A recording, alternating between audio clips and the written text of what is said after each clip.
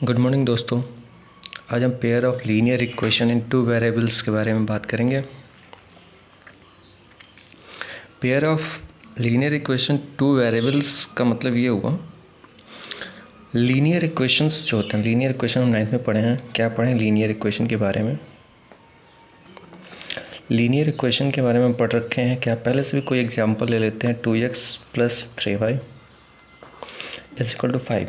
इस तरह का लीनियर इक्वेशन हम पढ़ चुके हैं। अगर इसी तरह के दो लीनियर इक्वेशन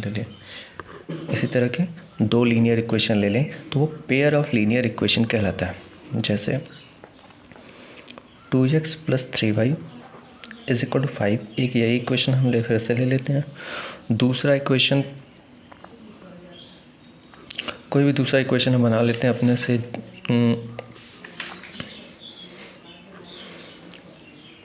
x + 2y - = 4, ये सेकेंड इक्वेशन। ये दोनों इक्वेशन क्या कहलाते हैं? Pair of linear equation. ये क्या कहलाता है? Equation pair of. ये दोनों ही इक्वेशन क्या कहलाते हैं? Pair of linear equation. ऐसे हम समझ लें, इन दोनों इक्वेशन को कहते हैं हम pair of linear equation. Pair of linear equation in two variable. In two variable का मतलब हो गया एक्स एंड वाई। दो इसमें वेरिएबल होते हैं, इसलिए इनको हम इन टू वेरिएबल्स कहते हैं।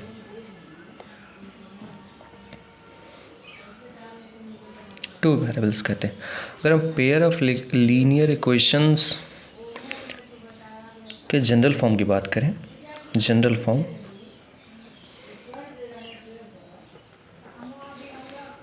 फॉर्म की बात करें हम, जनरल फॉर्म क्या होता है पेयर ऑफ लीनियर इक्वेशंस के? a1x + b1y + c1 = 0, ये इक्वेशन फर्स्ट कंसीडर हो जाएगा। दूसरा a2x + b2y प्लस, इसको c1 कर लेते हैं, इसको c2 कर लेते हैं, = 0, ये सेकेंड इक्वेशन हो गया। मीन्स ये a1 क्या है? फर्स्ट इक्वेशन के x का कोएफिशिएंट, b1 क्या है? y का कोएफिशिएंट, c1 क्या है? कांस्टेंट टर्म है। a2 क्या है? x का कोएफिशिएंट है, b2 क्या है? y का कोएफिशिएंट है, c2 क्या है? अगेन कांस्टेंट है फर्स्ट सेकंड इक्वेशन के लिए।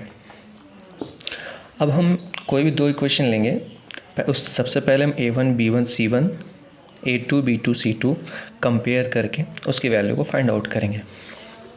एग्जांपल ले लेते हैं कोई भी हम। x + 2y - 4 = 0, first equation. 2x + 3y + 6 = 0, equation second हो जाएगा। अब हम कंपेयर करना सीखें तो फ्रॉम फर्स्ट इक्वेशन से क्या कंपेयरिंग मिलेगी? फ्रॉम फर्स्ट इक्वेशन, तो यहाँ से फर्स्ट इक्वेशन किससे कंपेयर करना है? General form. जनरल फॉर्म क्या है? a1x + b1y + c1 = 0। Second equation के लिए क्या हो जाएगा? a2x + b2y + c2 = 0। कंपेयर करेंगे तो हमें वैल्यू क्या मिलेगी? a1 की वैल्यू मिल जाएगी 1, क्योंकि x का कोएफिशिएंट कितना है? 1 है पहले से। कामा b1 की वैल्यू कितनी मिलेगी? 2, एंड c1 की वैल्यू मिलेगी, क्योंकि एक जनरल इक्वेशन में क्या है? +c1 है, यानी यहाँ प्लस होना चाहिए, तो यहाँ माइनस है, तो इसलिए हम माइनस लेंगे, -4। इसी तरह a2 की वैल्यू फाइंड आउट करेंगे तो क्या मिलेगा हमें? a2 मीन्स सेकेंड इक्वेशन का मतलब x का कोएफिशिएंट 2 है, तो a2 की वैल्यू 2, b2 की वैल्यू कितनी मिलेगी? 3, एंड यहाँ से c2 की वैल्यू मिल जाएगी आपको 6।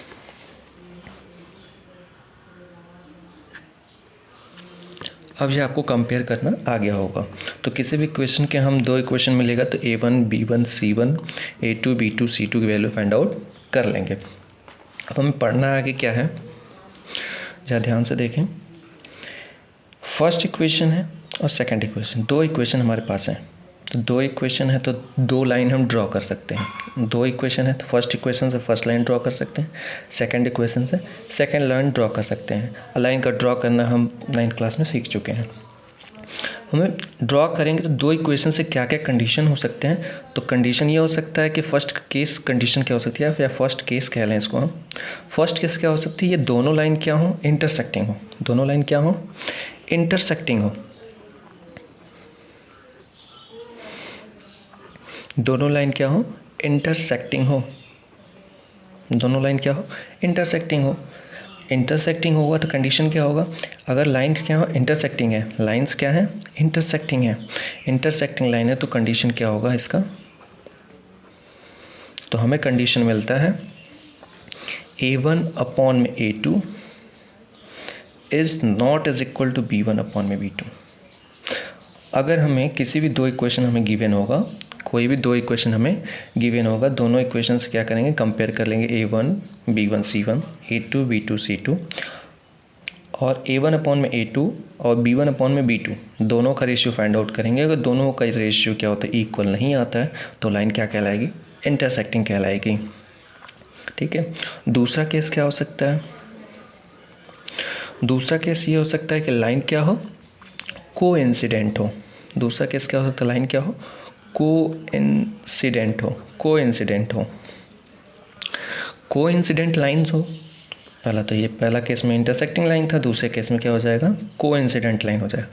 कोइंसिडेंट लाइन में, कोइंसिडेंट लाइन में हमें कंडीशन क्या मिलता है, कोइंसिडेंट लाइन में हमें कंडीशन मिलता है, यहाँ पे कंडीशन मिल जाएगा आपको A1 अपॉन में A2 is equal to B1 upon में B2 is equal to C1 upon में C2। यानी ये फर्स्ट इक्वेशन और सेकंड इक्वेशन से जो वैल्यू कंपेयर करके फाइंड आउट किए हैं, अगर उसका रेशियो निकालें, सभी रेशियो आपस में इक्वल आते हैं, तो इस तरह की लाइन क्या कहलाएगी, कोइंसिडेंट लाइन कहलाएगी। कोइंसिडेंट लाइन कहलाती है। कोइंसिडेंट लाइन जैसे हम समझ लेते हैं, पहला इंटरसेक्टिंग है, तो इंटरसेक्टिंग लाइन क्या होगी, कोई भी लाइन क्रॉस करेगी एक दूसरे को, तो ये जो पॉइंट होगा ये इंटरसेक्टिंग पॉइंट कहलाएगा। ये दोनों लाइन क्रॉस कर रही हैं तो लाइन इंटरसेक्टिंग होगी, और ये पॉइंट क्या कहलाएगा, इंटरसेक्टिंग पॉइंट कहलाएगा। क्या कहलाएगा, इंटरसेक्टिंग पॉइंट्स, इंटरसेक्टिंग पॉइंट। और ये लाइन कोइंसिडेंट लाइन कैसे, एक लाइन इसी ऐसे हो, दूसरी जो लाइन होगी सेकेंड लाइन वो भी इसी के ऊपर, जस्ट कोइंसिडेंट, सुपर इम्पोज हो, एक तरह से एक दूसरे के ऊपर ही हो, तो इस तरह की लाइन क्या कहलाएगी, कोइंसिडेंट लाइन कहलाएगी। केस थर्ड देखते हैं अब। केस थर्ड क्या हो सकता है, केस थर्ड ये हो सकता है A1 अपॉन में A2 is equal to B1 upon में B2। ये दोनों तो रेशियो इक्वल होंगे, बट जो C1 अपॉन में C2 का रेशियो क्या होगा, वो इक्वल नहीं होगा। या फिर A1 upon A2 is not is equal to C1 upon C2, B1 upon B2 is not is equal to C1 upon C2। ये कहने का मतलब A1 B1 इक्वल हो सकता है, नहीं भी हो सकता। A1 B1 क्या होगा, इक्वल होगा। A1 B1 क्या होगा, हमेशा इक्वल होगा, लेकिन वो C1 अपॉन C2 के इक्वल नहीं होगा। तो इस तरह के लाइन्स क्या कहलाती हैं, पैरेलल लाइन। यानी हम कह लें केस थर्ड कंडीशन में क्या पढ़ना है हमको, पैरेलल लाइन। क्या पढ़ना है, पैरेलल लाइन। और पैरेलल लाइन के लिए, पैरेलल लाइन के लिए कंडीशन क्या होगा, कंडीशन हमारे लिए आ जाएगा A1 upon A2 is equal to B1 upon B2 and C1 upon में C2। अब हम नोट पॉइंट एक देख लेते हैं। नोट पॉइंट, नोट पॉइंट क्या है हमारे लिए, नोट पॉइंट में जो इंटरसेक्टिंग लाइन है, जो क्या है, इंटरसेक्टिंग लाइन, जो इंटरसेक्टिंग लाइन है, इसी लाइन को हम कहते हैं कोइंसिडेंट पेयर ऑफ इक्वेशन। एक चीज़ हम बताना भूल गए, इंटरसेक्टिंग लाइन में क्या होता है, सॉल्यूशन की बात करते हैं। इंटरसेक्टिंग लाइन में सॉल्यूशन की बात कर लें। सॉल्यूशन क्या होगा, इसके होंगे यूनिक सॉल्यूशन। क्या होगा, यूनिक सॉल्यूशन मिलता है इसमें। यूनिक सॉल्यूशन का मतलब हो गया, क्या मिलेगा, यूनिक सॉल्यूशन का मतलब उन दोनों इक्वेशन को सॉल्व करेंगे तो कोई एक ही पॉइंट हमें मिलेगा, कोई एक ही एक्स एंड वाई की वैल्यू मिलेगी जो इक्वेशन को क्या करेगी, सेटिस्फाई करेगी। तो वो क्या कहलाएगा, यूनिक सॉल्यूशन कहलाएगा। इस तरह के दोनों इक्वेशंस जो मिलते हैं उसको क्या कहते हैं, कंसिस्टेंट पेयर ऑफ इक्वेशन कहते हैं। जो इंटरसेक्टिंग लाइन के दो इक्वेशन मिले हैं उसको क्या कहेंगे, कंसिस्टेंट पेयर ऑफ इक्वेशन कहते हैं, कंसिस्टेंट पेयर ऑफ इक्वेशन कहते हैं, कंसिस्टेंट पेयर ऑफ इक्वेशंस कहते हैं, कंसिस्टेंट पेयर ऑफ इक्वेशन कहते हैं। दूसरा क्या है, पैरेलल लाइंस। दूसरा क्या था हमारे पास, दूसरा कंडीशन क्या था, कोइंसिडेंट। क्या था, कोइंसिडेंट। दूसरी लाइन क्या पढ़े थे, कोइंसिडेंट पढ़े थे, कोइंसिडेंट लाइन, कोइंसिडेंट लाइन पढ़े थे। कोइंसिडेंट लाइन में अगर हम सोल्यूशन की बात करें, इसमें कितने सोल्यूशन मिलेंगे, इसमें कितने सोल्यूशन मिलेंगे, तो इसमें इनफाइनाइटली मेनी सोल्यूशन मिलेगा। कितना सोल्यूशन मिलेगा, इनफाइनाइटली मेनी सोल्यूशन, बहुत सारे सोल्यूशन मिलते हैं, क्योंकि ऐसी ये लाइन क्या होती है, कोइंसिडेंट, एक दूसरे के ऊपर होती, इसलिए बहुत सारे एक्स वाई की जो वैल्यू मिलेगी वो क्या करेगी, इक्वेशन को सेटिस्फाई करेगी। एक से अधिक मिलेगी सोल्यूशन, बहुत सारे हो सकते हैं। तीसरा क्या था हमारे पास, पैरेलल लाइन। क्या था, पैरेलल लाइन। पैरेलल लाइन के सोल्यूशन की बात करें, पैरेलल लाइन में कितने सोल्यूशन होंगे। जब हम सोल्यूशन की बात करते हैं तो पैरेलल लाइन्स होता क्या, मतलब दोनों एक दूसरे से क्या होंगे, सेम डिस्टेंस, दोनों के बीच की बिटवीन की डिस्टेंस क्या होगी, हर जगह बराबर होती है, तो ये कहीं भी इंटरसेक्ट करेंगी नहीं, तो इसके कोई भी सोल्यूशन नहीं मिलेगा। तो हम सोल्यूशन में क्या लिखेंगे, नो सोल्यूशन। इसमें क्या मिलेगा, नो सोल्यूशन, कोई भी सोल्यूशन नहीं मिलता, इसके कोई भी सोल्यूशन नहीं मिलते। और इस तरह के पेयर ऑफ इक्वेशंस को क्या कहते हैं, इनकंसिस्टेंट पेयर ऑफ इक्वेशन कहते हैं,